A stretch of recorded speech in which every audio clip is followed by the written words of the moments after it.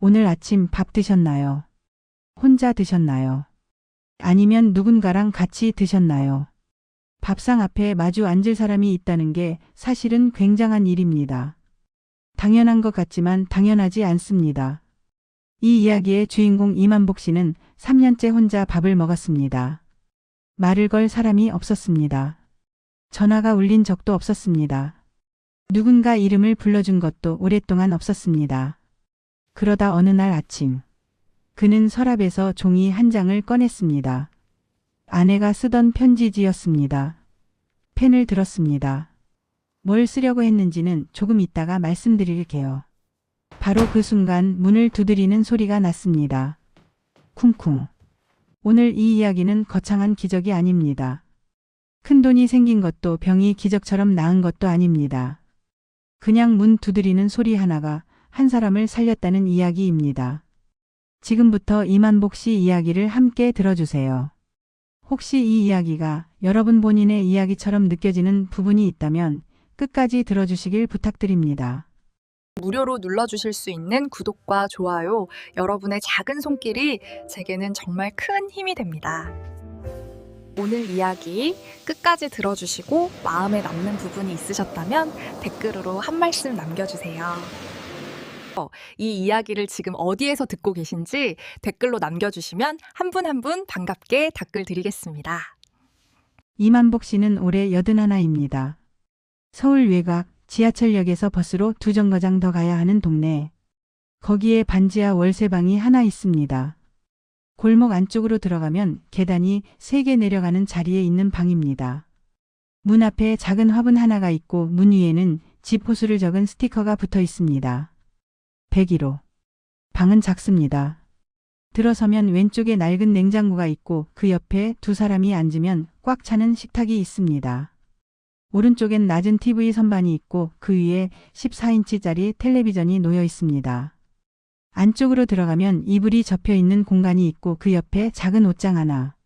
창문이 하나 있는데 거기서 보이는 건 지나가는 사람들의 발목 정도입니다.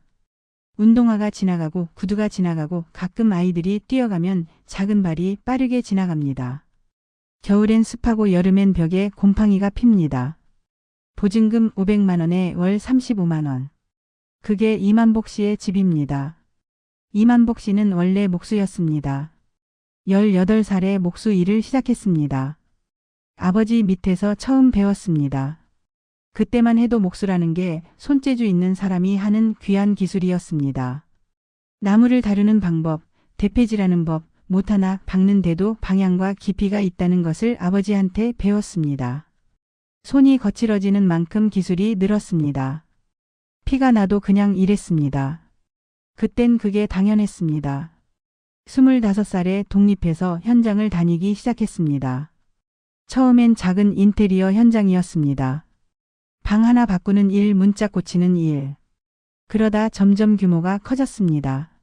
30 넘어서는 아파트 골조 작업에도 들어갔고 40이 넘어서는 이름 있는 건물 목공 작업도 했습니다. 나무로 된 계단, 나무로 된 창틀, 나무로 된 문. 이만복 씨 손을 거쳐간 것들이 서울 곳곳에 아직도 있습니다. 어느 건물 로비 계단 손잡이. 어느 동네 한옥마루. 어느 아파트 단지 관리사무소 문. 이만복 씨는 지나가다 그런 것들이 눈에 띄면 멈춰 서곤 했습니다. 자기 손으로 만든 건지 아닌지는 보면 알았습니다. 나뭇결의 방향, 모서리를 다듬은 방식. 그게 자기 것이다 싶으면 잠깐 손을 대봤습니다. 아직 튼튼하구나. 그런 생각을 했습니다. 자기 손으로 지은 집이 서울에만 수십 채. 그런데 정작 자기 집은 반지하입니다. 억울한 마음이 없진 않습니다. 평생 집을 지었는데 내 집 한 채 없다는 게. 그런데 따지고 보면 그게 이만복 씨만의 일은 아닙니다. 그 세대의 남자들이 다 그랬습니다. 일하고 가족 먹이고 자식 학교 보내고 나머지는 쓰지 않고 모았다가 결혼시킬 때 썼습니다. 그렇게 살다 보니 자기 앞에 남은 게 없었습니다. 서운하냐고요. 서운한 게 뭔지도 모르고 살았습니다. 그냥 그게 삶인 줄 알았습니다. 56살에 허리 디스크로 일을 그만뒀습니다. 38년 만이었습니다. 마지막 현장은 경기도 어느 신도시였습니다. 단독주택 목공 작업이었습니다. 계단 난간을 설치하다가 허리에서 뭔가 뚝 하는 소리가 났습니다. 그 자리에서 바로 쓰러졌습니다. 다리가 저려서 서 있을 수가 없었습니다. 동료가 부축해서 병원에 갔고 의사가 말했습니다. 이제 무거운 거 들면 안 됩니다. 현장은 안 됩니다. 그날 집에 돌아왔을 때 순례 씨가 물었습니다. 오늘 왜 이렇게 일찍 왔어요? 이만복 씨는 한동안 말을 못하다가 그냥 피곤하다고 했습니다. 그 말을 하는데 한참 걸렸습니다. 일 못하게 됐다는 말을 어떻게 해야 할지 몰랐습니다. 그게 단순히 직업을 잃은 게 아니었습니다. 38년 동안 자기가 누군지를 증명해온 방식이 사라진 겁니다. 이튿날 아침 식탁에서 순례 씨가 말했습니다. 이제 좀 쉬어요. 당신 허리 탈 날 줄 알았어. 그 말이 그렇게 고마울 수가 없었습니다. 뭐라고 답하지도 않았습니다. 그냥 밥을 먹었습니다. 같이 먹는 밥이 그날따라 유독 맛있었습니다. 아내 이름은 순례였습니다. 만난 건 22살이었습니다. 친구 결혼식장에서였습니다. 순례 씨는 신부 친구였고 이만복 씨는 신랑 친구였습니다. 테이블이 같았습니다. 순례 씨가 먼저 말을 걸었습니다. 음식이 맵냐고. 이만복 씨는 안 맵다고 했습니다. 사실 맵긴 했습니다. 그냥 그렇게 말하고 싶었습니다. 그게 시작이었습니다. 1년 후에 결혼했습니다. 작은 식이었습니다. 예식장도 아니고 동네 식당 홀에서 했습니다. 하객이 많지 않았습니다. 두 사람 다 형편이 넉넉하지 않았으니까요. 그래도 순례 씨는 그날 예뻤습니다. 흰 원피스를 입었는데 자기가 직접 고른 옷이었습니다. 드레스 살 돈이 없으니 그걸로 하자고 순례 씨가 먼저 말했습니다. 이만복 씨는 그 말이 고마웠습니다. 그리고 미안했습니다. 살면서 서로 싸운 적도 있었습니다. 돈 때문에, 자식 때문에, 별것도 아닌 것 때문에. 어떤 날은 며칠을 말을 안 하기도 했습니다. 그런데 이상하게도 그 기억은 흐릿하고 같이 밥 먹던 기억, 같이 TV 보다가 잠든 기억 이런 것들이 더 선명합니다. 순례 씨는 3년 전 겨울에 세상을 떠났습니다. 심장이었습니다. 갑자기였습니다. 아침에 같이 밥을 먹었습니다. 순례 씨가 된장찌개를 끓였습니다. 이만복 씨가 좋아하는 거라고. 밥을 먹으면서 뭔가 이야기를 했습니다. 내용이 뭐였는지 지금은 기억나지 않습니다. 그냥 평범한 아침이었습니다. 그런데 점심때 순례 씨가 쓰러졌습니다. 혼자 집에 있다가 쓰러진 걸 이웃이 발견했습니다. 이만복 씨가 병원에 도착했을 때는 이미 늦었습니다. 의사가 말했습니다. 갑작스러운 심근경색입니다. 많이 힘드시겠지만. 이만복 씨는 그날 울지 않았습니다. 울고 싶었는데 눈물이 나오지 않았습니다. 멍하니 있었습니다. 아직 실감이 나지 않았습니다. 실감이 난 건 며칠 후였습니다. 아침에 일어났는데 밥 짓는 냄새가 안 났습니다. 그게 실감이었습니다. 이만복 씨는 그날 이후로 말이 많이 줄었습니다. 원래도 과묵한 사람이었지만 그때부터는 아예 혼잣말도 안 하게 됐습니다. 말할 상대가 없으니까요. 아들 재훈이는 부산에 삽니다. 아내가 부산 사람이었습니다. 결혼하고 부산에 정착했습니다. 손자도 둘 있습니다. 큰 손자는 중학생이고 작은 손자는 초등학생입니다. 사진으로 봐서 얼굴은 아는데 직접 본 게 언제인지 기억이 잘 나지 않습니다. 재훈이와 마지막으로 통화한 게 추석이었는지 설이었는지 잘 기억이 나지 않습니다. 명절에 오라고 하면 이만복 씨가 먼저 됐다고 했습니다. 멀리서 뭘 오냐고. 차도 막히고 힘들다고. 그렇게 몇 년이 지났습니다. 재훈이도 바쁠 겁니다. 이만복 씨는 그렇게 생각하기로 했습니다. 하루가 어떻게 흘러가냐고요. 아침에 눈을 뜨면 일단 천장을 봅니다. 거기에 작은 얼룩이 하나 있습니다. 습기 때문에 생긴 건데 모양이 조금 토끼처럼 생겼습니다. 귀가 2개 올라온 것처럼 보이는 부분이 있습니다. 이만복 씨는 그 얼룩을 보면서 아, 오늘도 아침이구나 생각합니다. 일어납니다. 일어나는 게 쉽지 않습니다. 허리가 아프고 무릎이 시립니다. 아침마다 침대 옆 난간을 잡고 천천히 몸을 일으킵니다. 처음 일어서는 몇 초 동안은 몸이 굳어 있어서 꿋꿋하게 서지 못합니다. 조금씩 걸으면서 풀어줘야 합니다. 화장실 다녀옵니다. 세수를 합니다. 거울을 보면 낯선 얼굴이 있습니다. 언제부터 이렇게 됐나 싶습니다. 주름도 그렇고 흰머리도 그렇고. 술래 시가 가고 나서 부쩍 늙은 것 같습니다. 거울을 오래 보지 않습니다. 냉장고를 엽니다.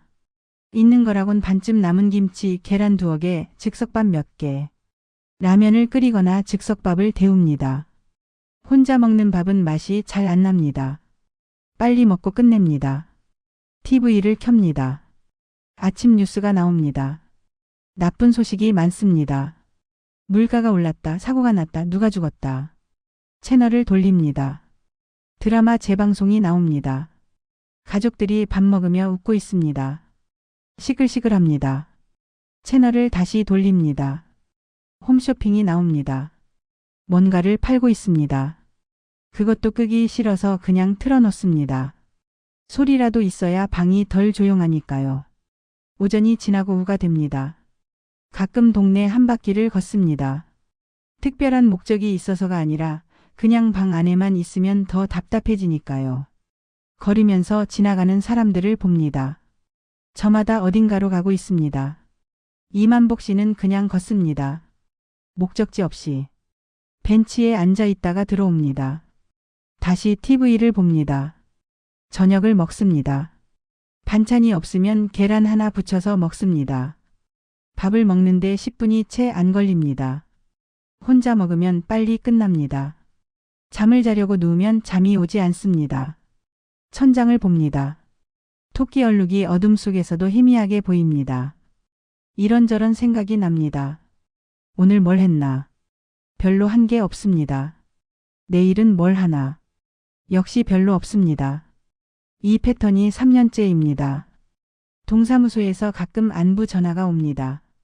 독거노인 복지 서비스입니다. 한 달에 한 번이나 2번 담당자가 전화를 합니다. 어르신 잘 지내시죠? 불편한 거 없으세요? 잘 지낸다고 합니다. 없다고 합니다. 전화가 끊깁니다. 그게 끝입니다. 담당자 목소리가 따뜻하긴 합니다. 그런데 정해진 말을 하는 거라는 게 느껴집니다. 이만복 씨도 정해진 답을 합니다. 서로가 서로에게 정해진 역할을 합니다. 잘 지낸다. 그 말이 입에 붙었습니다. 실제로 잘 지내는지 안 지내는지는 이만복 씨 스스로도 잘 모르겠습니다. 아프지는 않습니다. 밥도 먹고 있습니다. 그러니까 잘 지내는 걸 수도 있습니다. 그런데 잘 지낸다는 게 그런 건지도 모르겠습니다.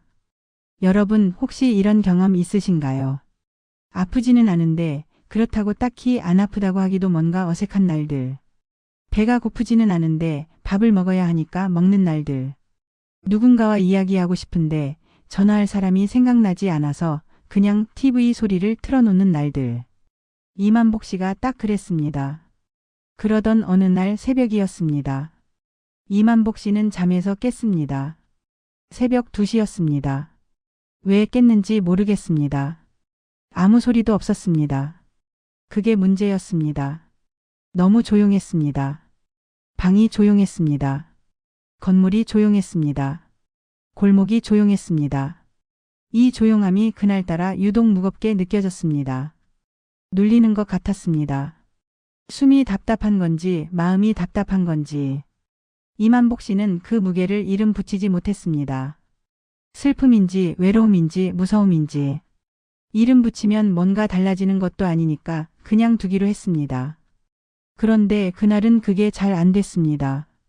그냥 이 방이 너무 크게 느껴졌습니다. 자기 한 사람이 들어가기엔 너무 큰 방. 방이 크지도 않은데 자기가 너무 작게 느껴졌습니다.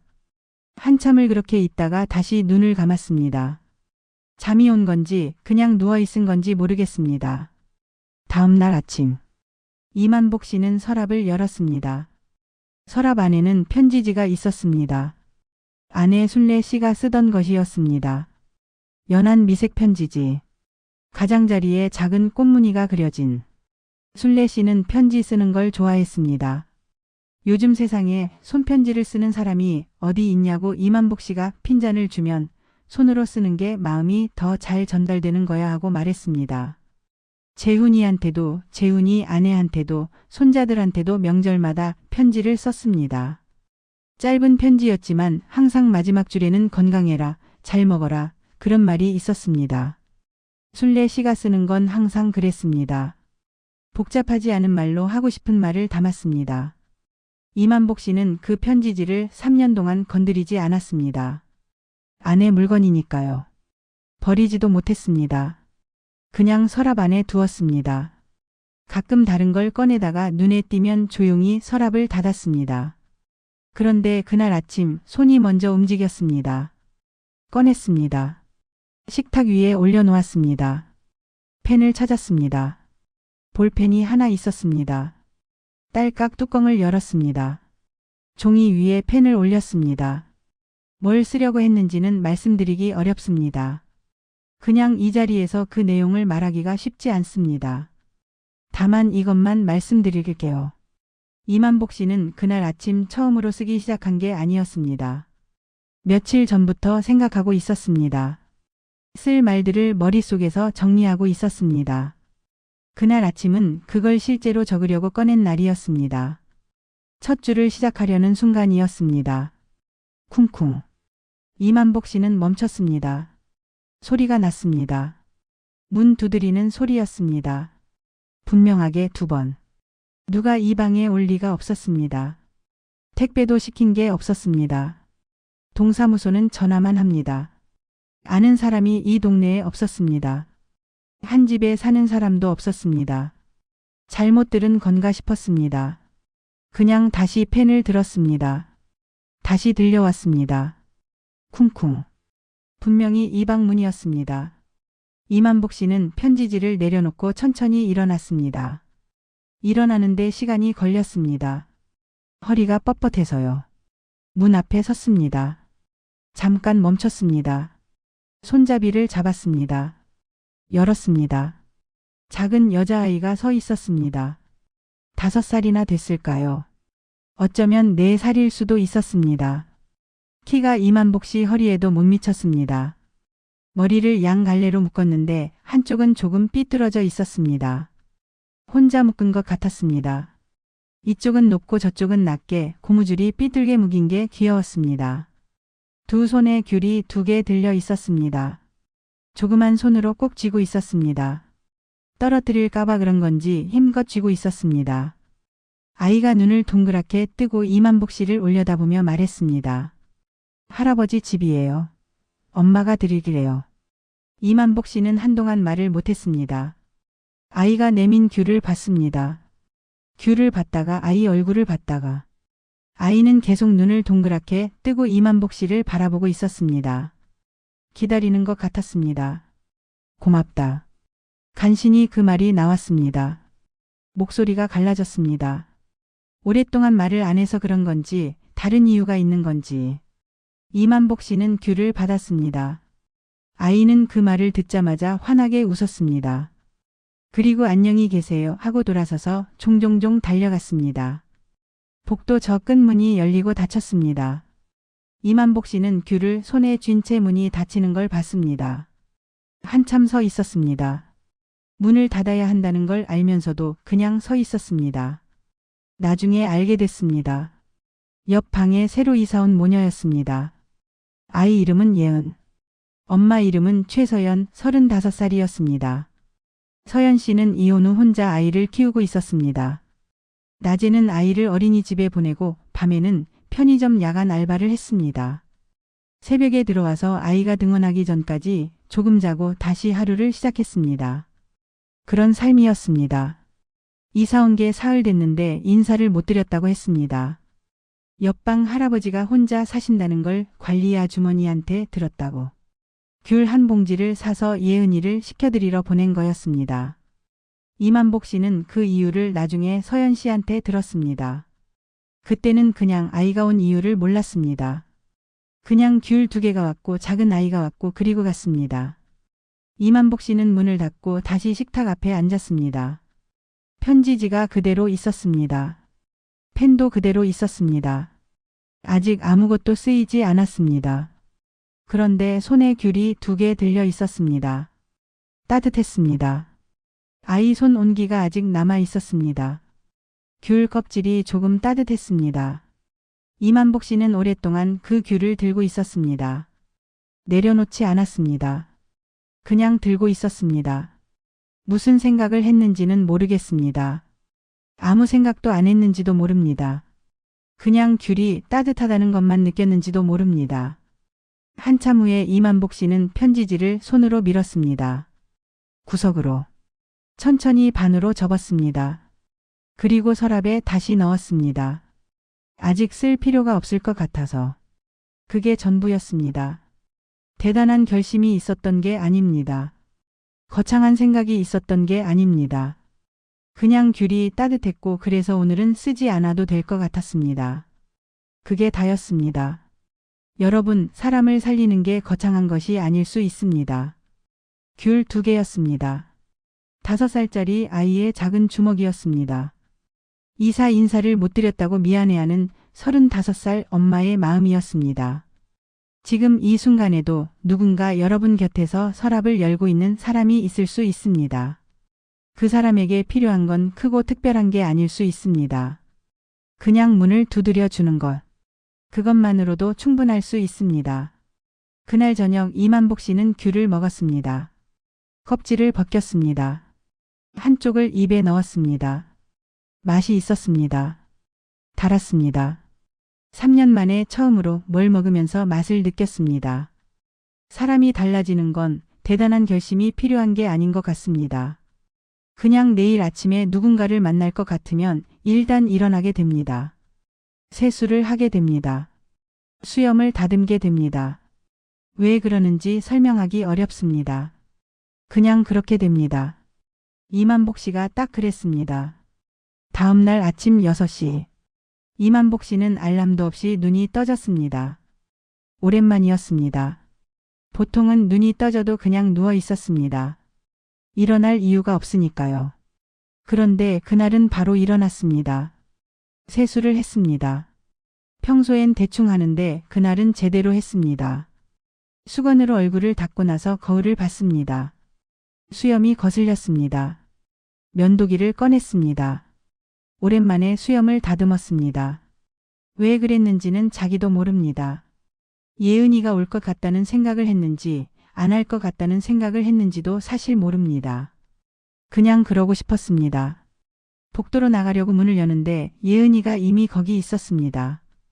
복도에 서서 발밑을 보고 있었습니다. 개미가 지나가는 걸 보고 있었는지 뭔가 작은 걸 구경하고 있었습니다. 인기척을 느꼈는지 고개를 들었습니다. 이만복 씨를 발견하자마자 쪼르르 달려왔습니다.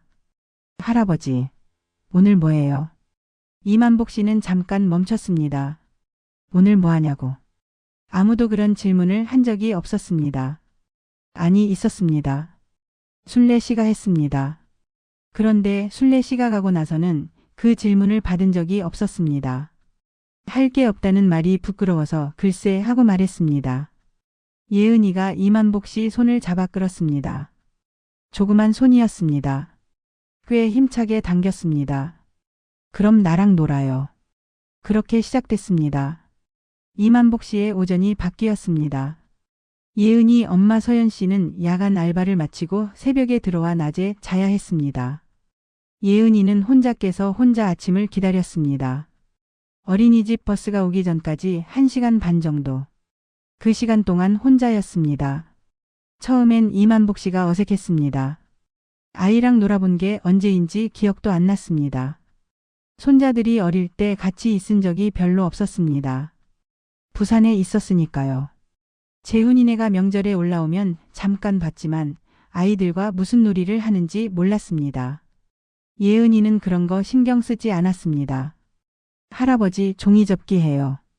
이만복 씨는 종이접기를 잘 몰랐습니다. 두루미 접는 거 말고는 아는 게 없었습니다. 그래서 두루미를 접었습니다. 예은이는 눈을 반짝이며 봤습니다. 두루미가 나오자 손바닥을 폈습니다. 나도 줘요. 다음 날은 그림을 그렸습니다. 예은이가 크레파스를 갖고 왔습니다. 이만복 씨는 그림 실력이 없었습니다. 집을 그렸습니다. 사각형의 삼각형 지붕. 예은이가 웃으면서 저도 그렸습니다. 사람을 그렸습니다. 동그란 머리에 팔다리. 그리고 옆에 할아버지 하고 썼습니다. 아직 글씨가 삐뚤빼뚤했습니다. 그리고 블록이 있었습니다. 예은이가 어린이집에서 빌려온 거라고 했습니다. 색색깔 레고 블록이었습니다. 식탁 위에 쏟았습니다. 할아버지 집 만들어요. 이만복 씨가 블록을 집었습니다. 손이 익숙하게 움직였습니다. 30년 넘게 손으로 집을 지은 사람이었습니다.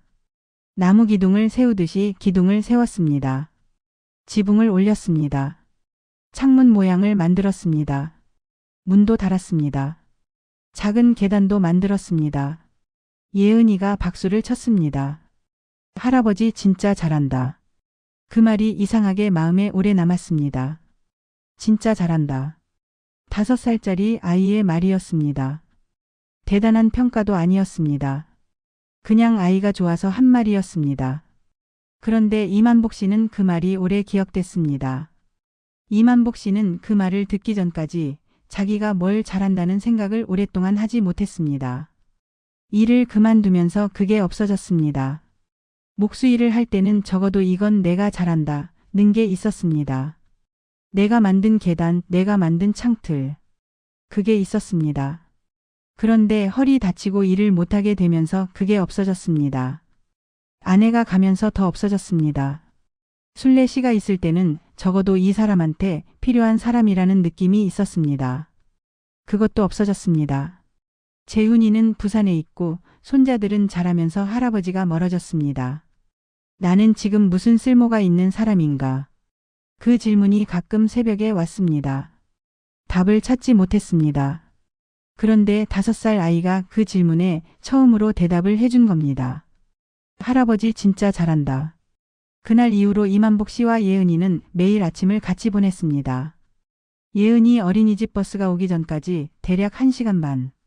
짧다면 짧고 길다면 긴 시간이었습니다. 블록으로 집을 짓고 종이로 두루미를 접고 그림을 그리고 가끔은 예은이가 책을 가져와서 읽어달라고 했습니다. 이만복 씨는 책을 큰 소리로 읽는 게 어색했습니다. 목소리가 낮고 천천히 읽었습니다. 예은이는 무릎에 올라앉아서 들었습니다. 조그만 몸이 무릎에 올라앉은 느낌이 낯설었습니다. 좋은 낯설미였습니다. 서연 씨도 달라졌습니다. 처음엔 만날 때마다 죄송해요, 폐가 되는 것 같아서 했습니다. 아이가 귀찮게 하지 않냐고 불편하면 말씀해 달라고 했습니다. 그런데 이만복 씨가 먼저 말했습니다. 나 어차피 할 일 없어요. 아이 놀아주는 거 좋아요. 걱정 마세요. 서연 씨 눈에 눈물이 맺혔습니다. 이만복 씨가 당황했습니다. 왜 우냐고 물으려다 그냥 뒀습니다. 나중에 알았습니다. 서연 씨 혼자서 예은이를 키우면서 늘 미안하고 부족한 마음이 있었습니다. 아이한테 더 해줄 수 없는 것들, 낮에 같이 있어줄 수 없는 것들. 그런데 이만복 씨가 예은이 아침을 같이 보내주면서 아이가 달라졌다고 했습니다. 어린이집에서 선생님이 예은이가 요즘 말이 많아졌다고 뭔가 좋은 일이 있냐고 했다고 했습니다. 감사합니다. 진짜로요. 서연 씨가 그렇게 말했을 때 이만복 씨는 뭐라고 답해야 할지 몰랐습니다. 그냥 손을 흔들었습니다. 됐어요. 같은 말을 했는지도 모르겠습니다. 그 말이 오래 남았습니다. 감사하다는 말. 이만복 씨가 마지막으로 그 말을 들은 게 언제였는지 기억이 나지 않았습니다. 고마워요 라는 말을. 당신 덕분에 일하는 말을. 그날 저녁 이만복 씨는 계란말이를 만들었습니다. 예은이 줄 게 있어야 할 것 같아서. 특별히 뭔가 해주고 싶었는데 할 줄 아는 요리가 별로 없었습니다. 계란말이 정도는 할 수 있었습니다. 순례 씨가 아플 때 자기가 해주던 거였습니다. 손이 예전만큼 능숙하지 않았습니다.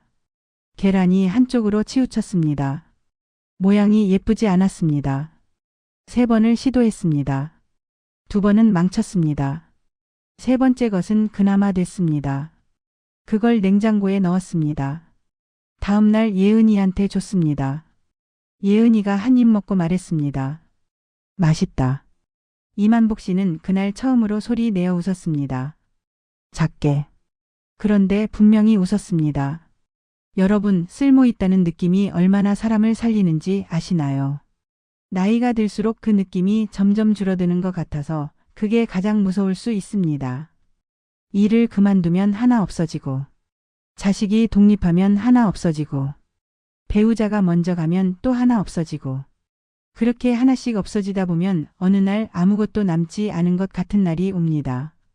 그런데 이만복 씨는 5살 아이의 박수 소리 하나로 다시 찾았습니다. 내가 잘할 수 있는 게 아직 있다는 걸. 그게 거창한 게 아니어도 됩니다. 레고 블록 하나 잘 쌓는 것도, 계란말이 한 번 붙여주는 것도 누군가에겐 세상에서 가장 맛있는 밥이 됩니다. 그날 아침 예은이가 오지 않았습니다. 이만복 씨는 신경 쓰지 않으려 했습니다. 엄마랑 어디 갔겠지. 아플 수도 있고, 어린이집이 쉬는 날일 수도 있고, 사람 사는 게 매일 똑같을 수 없으니까요. 그런데 오후가 돼도 조용했습니다. 저녁이 돼도 복도에 발소리가 없었습니다. 예은이는 조용한 아이가 아니었습니다. 복도를 지나갈 때마다 발소리가 났습니다. 종종종 하는 소리. 그 소리가 없었습니다. 이만복 씨는 몇 번이나 일어나서 문 쪽을 봤다가 다시 앉았습니다. 남의 집 일이라 함부로 나설 수도 없고, 그렇다고 그냥 있기도 뭔가 이상하고, 혼자 이런저런 생각을 했습니다. 서연 씨가 야간 알바를 하니까 낮에 자는데 깨우기도 미안하고, 뭔가 사정이 있겠지 하는 생각도 했습니다. 저녁 무렵 결국 문을 열었습니다.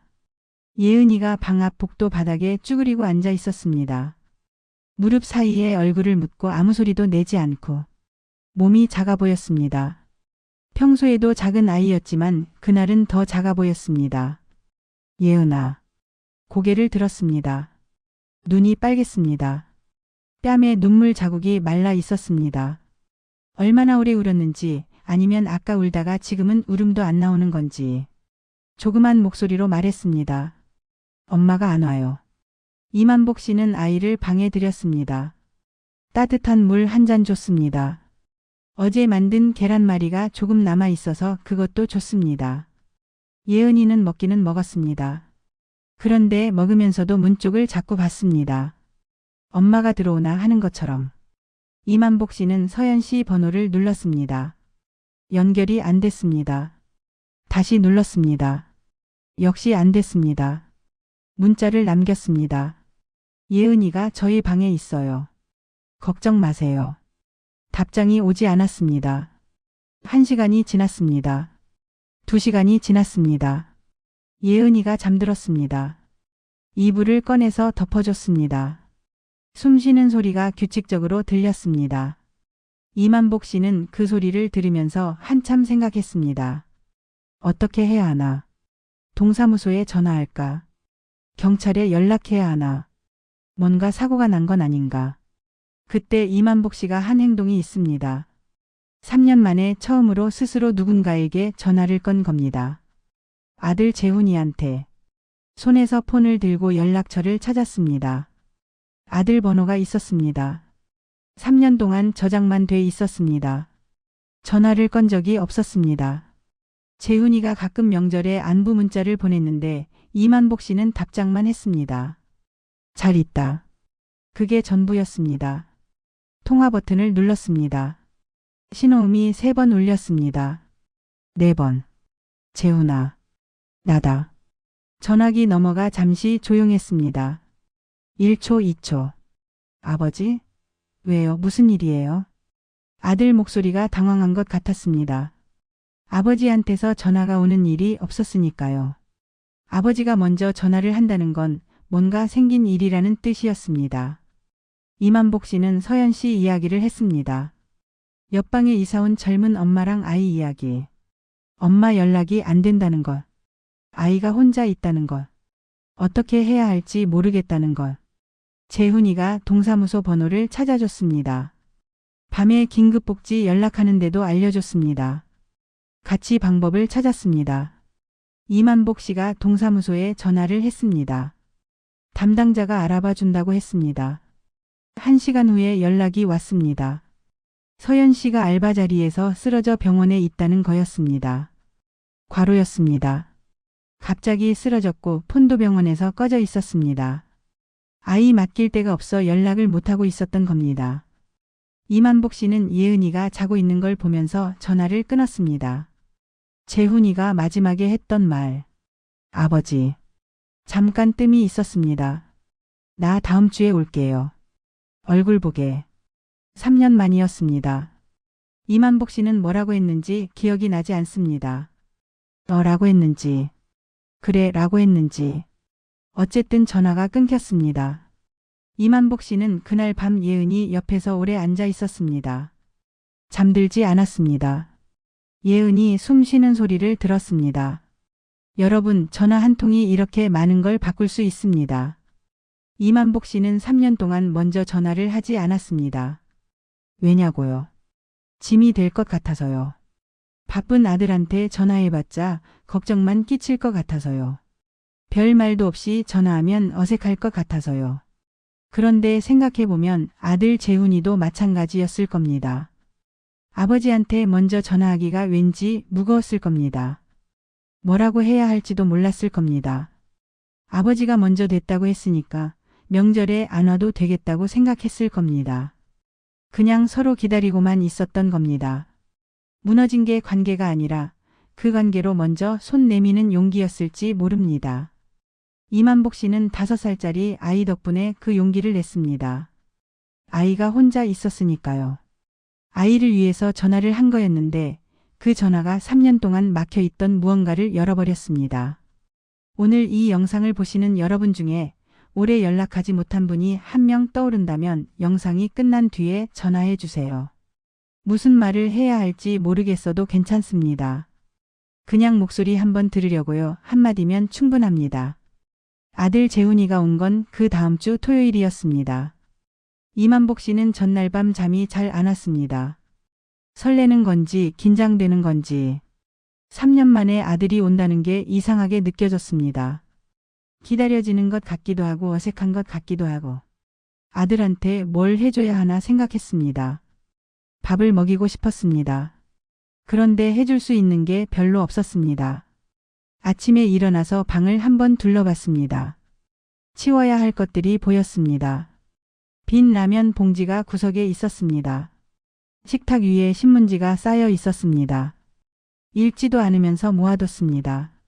창가에 먼지 쌓인 화분이 있었습니다. 아내가 좋아하던 화분이었습니다. 고무나무였는데 3년 동안 물을 못 줬습니다. 잎이 다 떨어지고 줄기만 남아 있었습니다. 이만복 씨는 쓰레기를 버렸습니다. 신문지를 정리했습니다. 걸레로 식탁을 닦았습니다. 그리고 화분을 보다가 물을 줬습니다. 죽었는지 살았는지 모르지만 그냥 줬습니다. 줄기라도 만져보니 아직 단단했습니다. 그리고 계란말이를 만들었습니다. 재훈이 오면 먹일 게 있어야 할 것 같아서. 재훈이가 왔습니다. 초인종이 울렸습니다. 이만복 씨는 잠깐 서 있었습니다. 그리고 문을 열었습니다. 재훈이가 서 있었습니다. 이만복 씨가 기억하는 것보다 머리카락이 많이 새어 있었습니다. 얼굴에 주름이 생겼습니다. 이만복 씨가 마지막으로 봤을 때보다 훨씬 나이 들어 보였습니다. 부자는 한동안 아무 말도 하지 못했습니다. 3년 동안 쌓인 게 많은데 어디서부터 시작해야 할지 몰랐습니다. 잘 지냈냐는 말은 너무 가볍고 왜 이제 왔냐는 말은 너무 무겁고 그냥 서 있었습니다. 먼저 안으로 들어온 건 재훈이었습니다. 방을 둘러봤습니다. 좁았습니다. 습한 냄새가 났습니다. 창문이 작았습니다. 재훈이 눈에 뭔가가 지나갔습니다. 이만복 씨는 그 표정을 알았습니다. 미안함이었습니다. 식탁 위에 계란말이가 있었습니다. 이만복 씨가 아침에 만들어뒀습니다. 이거 아버지가 만든 거예요. 고개를 끄덕였습니다. 옆방 예은이 주려고 만들다 보니까 습관이 됐어. 재훈이가 계란말이를 한 입 먹었습니다. 잠깐 씹었습니다. 맛있네요. 이만복 씨가 웃었습니다. 재훈이도 웃었습니다. 그렇게 밥을 먹기 시작했습니다. 이만복 씨는 즉석밥을 데웠습니다. 냉장고에 남은 김치도 꺼냈습니다. 반찬이 그게 전부였습니다. 재훈이는 아무 말 안 하고 먹었습니다. 밥을 먹으면서 조금씩 말이 나왔습니다. 이만복 씨는 예은이 이야기를 했습니다. 어떻게 만났는지, 매일 아침 뭘 같이 하는지, 블록집 쌓는 이야기, 귤 2개 이야기, 예은이가 할아버지 진짜 잘한다 했던 이야기. 재훈이는 조용히 들었습니다. 가끔 고개를 끄덕이면서 아버지가 이런 이야기를 하는 게 처음이었습니다. 아버지가 원래 이런 이야기를 많이 하는 사람이 아니었습니다. 그런데 예은이 이야기를 할 때 목소리가 달랐습니다. 부드러웠습니다. 식사가 거의 끝날 무렵이었습니다. 재훈이가 물 한 잔 가져오려고 일어났습니다. 서랍을 열었습니다. 거기서 반으로 접힌 편지지가 나왔습니다. 재훈이가 그걸 봤습니다. 꺼내지는 않고 그냥 봤습니다. 첫 줄이 적혀 있었습니다. 많이 쓰이지는 않았습니다. 2줄이었습니다. 그런데 무슨 뜻인지 알 수 있었습니다. 재훈이가 서랍을 닫았습니다. 물을 가져왔습니다. 식탁에 앉았습니다. 한동안 아무 말도 하지 않았습니다. 이만복 씨는 재훈이가 뭘 봤는지 알았습니다. 말하지 않았습니다. 재훈이가 편지지를 내려놓고 이만복 씨를 봤습니다. 아버지. 목소리가 갈라졌습니다. 내가 너무 안 왔죠. 이만복 씨는 괜찮다고 하려 했습니다. 원래 그러려고 했습니다. 입이 열리려고 했는데 그 말이 안 나왔습니다. 그냥 고개를 끄덕였습니다. 응. 너무 안 왔어. 처음으로 솔직하게. 재훈이가 고개를 숙였습니다. 어깨가 흔들렸습니다. 울음소리는 안 났습니다. 그냥 어깨가 흔들렸습니다. 이만복 씨는 아들 등을 바라봤습니다. 언제 이렇게 컸나? 언제 이렇게 머리카락이 새었나? 나만 늙은 게 아니었습니다. 아들도 늙어가고 있었습니다. 그 사이 이만복 씨는 아들이 얼마나 늙어가는지 보지 못했습니다. 아들도 이만복 씨가 얼마나 달라졌는지 보지 못했습니다. 두 사람은 그날 오래 앉아 있었습니다. 별 말을 하지 않아도 됐습니다. 설명하지 않아도 됐습니다. 3년 동안 쌓인 게 말로 풀어지는 게 아니었습니다. 그냥 같은 공간에 있는 것만으로 충분했습니다. 저녁이 됐습니다. 재훈이가 오늘 자고 간다고 했습니다. 이불이 하나밖에 없었습니다. 이만복 씨가 소파에서 자겠다고 했습니다. 재훈이가 자기가 소파에서 자겠다고 했습니다. 옥신각신하다가 재훈이가 소파에서 잤습니다. 그날 밤 이만복 씨는 편지지를 꺼냈습니다. 천천히 찢었습니다. 작게, 더 작게. 조각이 됐습니다. 쓰레기통에 버렸습니다. 이제 쓸 필요가 없으니까. 올해 발표된 자료가 있습니다. 초고령 사회로 접어든 한국에서 노년층의 고립과 빈곤 문제가 심화되면서 특히 80세 이상 남성의 자살률이 모든 연령과 성별을 통틀어 가장 높은 것으로 나타났습니다. 그 숫자가 뉴스에 나올 때 우리는 숫자를 봅니다. 몇 명, 몇 %. 심각하다, 대책이 필요하다. 그러고 채널을 돌립니다. 그런데 그 숫자 뒤에는 이만복 씨처럼 아무도 찾지 않는 방에서 천장의 얼룩을 보며 하루를 보내는 분들이 있습니다. 전화가 오기를 기다리지만 먼저 걸지 못하는 분들이 있습니다. 짐이 될까봐 괜찮다고 말하는 분들이 있습니다. 오늘 하루 단 한 사람도 자기 이름을 부르지 않았다는 걸 밤에 홀로 느끼는 분들이 있습니다. 이만복 씨를 살린 건 귤 2개였습니다. 문 두드리는 소리였습니다. 5살 아이의 할아버지 진짜 잘한다였습니다. 오늘 이 영상을 끝까지 봐주신 여러분께 한 가지만 부탁드릴게요. 지금 이 순간 한 사람만 떠올려주세요. 오랫동안 연락하지 못한 분. 잘 지내는지 모르는 분. 가끔 생각은 나는데 전화가 안 됐던 분. 영상이 끝나면 그분한테 전화해 주세요. 잘 지내? 한마디면 됩니다. 그 전화 한 통이 누군가의 서랍 속 편지지를 찢게 만들 수 있습니다. 이만복 씨는 오늘도 예은이와 오전을 보냅니다. 블록을 쌓고 계란말이를 부칩니다. 재훈이는 한 달에 한 번씩 옵니다. 오래 있지는 못하지만 옵니다. 그것으로 충분합니다. 살아있다는 건 누군가 기억해준다는 겁니다. 기억해준다는 건 가끔 문을 두드려준다는 겁니다. 오늘 하루도 고생 많으셨습니다.